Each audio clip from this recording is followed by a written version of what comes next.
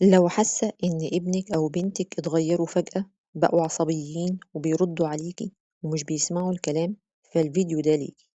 أهلا بيكم في رحلة مع صفا. خليني أقولك الحقيقة ببساطة، ابنك مش هو اللي اتغير، دي مرحلة جديدة في عمره اسمها مرحلة المراهقة، ودي عند الغالب من الأطفال بتبدأ من 11 سنة أو 12 سنة. ولو فهمنا المرحلة دي صح هنعديها بأقل خسائر ممكنة.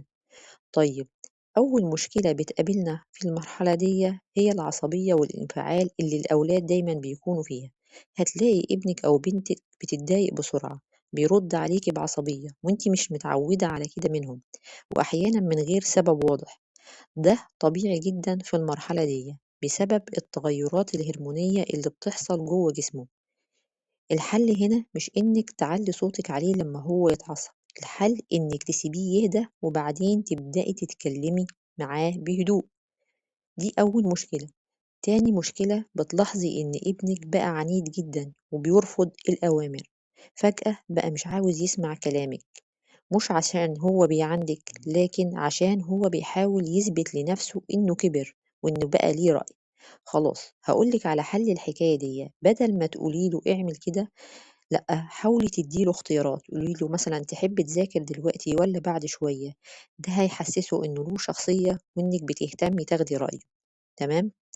تالت حاجة، هتلاحظي دايمًا إن ابنِك بدأ يقفل على نَفْسه كتير ومش بيقعد مع حد ومش بيحكي معاكِ زي الأول. طيب هاقول لِك إيه العمل هنا، إنِّك تسيبيه براحته وما تضغطيش عليه، خلّيه يحس معاكِ بالأمان عشان هو لوحده هيبدأ يقرّب منِّك. رابع حاجة، ابنك في المرحلة دي بيتأثر بأصحابه بشكل كبير وهتلاحظي في تغيرات كتير بتحصل عليه، فالمراهق في المرحلة دي بيدور على حد يقلده.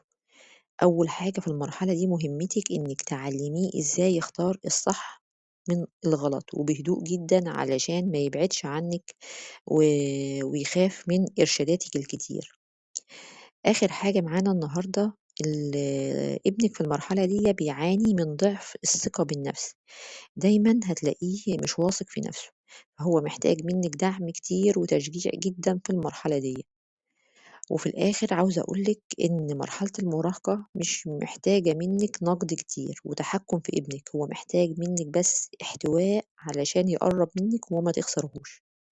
بس كده، لو عجبِك الفيديو ما تنسيش تعملي لايك وتشتركي في القناة وتشاركي الفيديو مع أمهات كتير محتاجة تسمع الكلام ده، والسلام عليكم.